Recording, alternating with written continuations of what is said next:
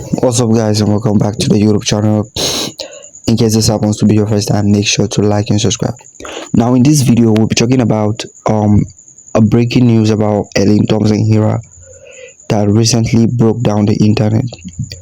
So do not forget that recently it was reported that Elaine Thomson-Herah is moving to the MVP track club, right, which is to coach Stephen Fraser's run. But right now, the news I'm about to report, the shocking news of the day tonight, is totally different. In fact, I was totally in awe and shocked when I heard about this new news about Elaine Thomson-Herah, who is the fastest woman alive. And in this video, I'll be sharing with you every single detail.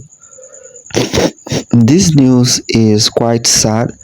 At the same time, it is not a sad news. And Elaine Thomson-Herah, despite being the fastest woman alive, she is not really receiving the kind of respect she deserves, right?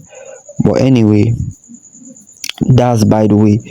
Now let's go straight to the purpose of me making this video, which is a breaking news about Elaine Thomson. So breaking news, Gregory Houghton has reported that the fastest woman alive, Elaine Thomson-Herah, is currently in Jacksonville, Florida, and will be coached by Rana Rader and Tom Bleed track club for the upcoming season.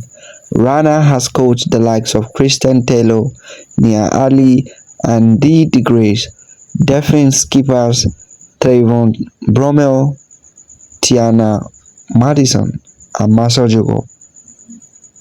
This news comes after a few weeks after the Jamaican Observer reported that she was in advanced negotiations with her previous club MVP. If this move to America is so, it is what it is, guys. The news has not yet been official, right? But we are still hoping to see the official news.